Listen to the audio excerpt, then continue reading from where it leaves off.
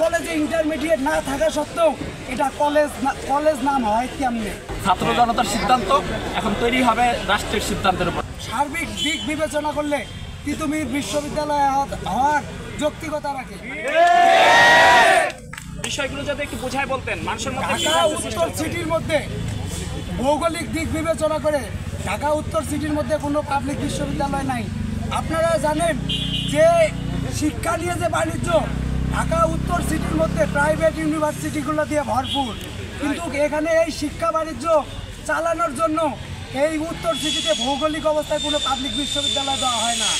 আমাদের ক্যাম্পাসে যে সার্বিক দিক বিবেচনা করলে আমাদের প্রশাসনিক অবকাঠামো, যাতায়াত ব্যবস্থা, হল সুবিধা সব দিক দিয়ে বিবেচনা করলে আমাদের ফ্যাকাল্টি ডিপার্টমেন্ট সব দিক দিয়ে বিবেচনা করলে তিতুমির কলেজ বিশ্ববিদ্যালয় হওয়ার যৌক্তিকতা রাখে।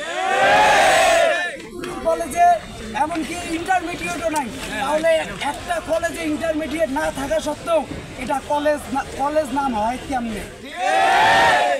আচ্ছা শুনেন, একটা প্রশ্ন আছে। জি, তারা জানিয়েছে আজকে প্রধান উপদেষ্টা, শিক্ষা উপদেষ্টা এবং সংশ্লিষ্ট যে উপদেষ্টারা আছে তারা একটা ইন্টারনাল মিটিং করে আমাদের আবার প্রতিনিধি দল ডাকবে। তারা ডেকে সিদ্ধান্ত তারা জানিয়েছে 12 জনের প্রতিনিধি। যদি এই সিদ্ধান্ত না হয় আপনারা যে দাবি দেওয়া, সেক্ষেত্রে আপনারা আরো বৃহৎ কর্মসূচি দিবেন কিনা? আজকে তো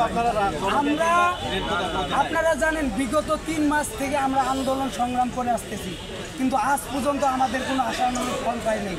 কিন্তু কালকে যখন মন্ত্রণালয় থেকে জানানো হয় যে আমরা প্রধান উপদেষ্টা এবং শিক্ষা উপদেষ্টা সহ তারা ইন্টারনাল মিটিং করে আমাদের সিদ্ধান্ত জানাবে, এই সিদ্ধান্ত যদি আমাদের পক্ষে না আসে তাহলে আমরা কঠোর থেকে কঠোর কর্মসূচি দিতে বাধ্য হব।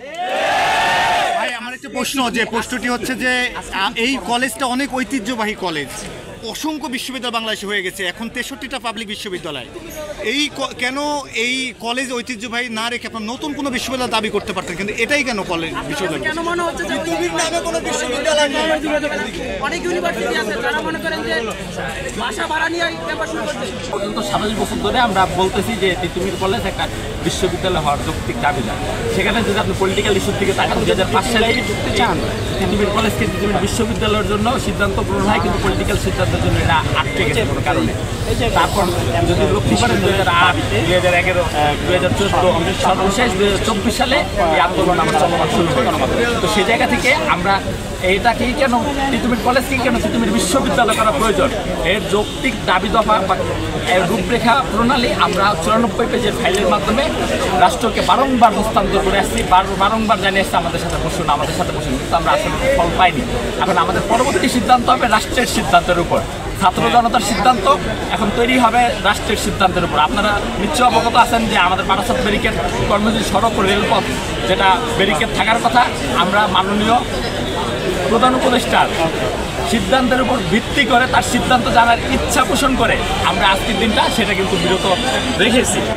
তার যদি সিদ্ধান্ত আশানুরূপ না হয় তাহলে ছাত্র সমাজে সিদ্ধান্ত দেবে যে আমাদের পরবর্তী কর্মসূচি কী হতে যাচ্ছে।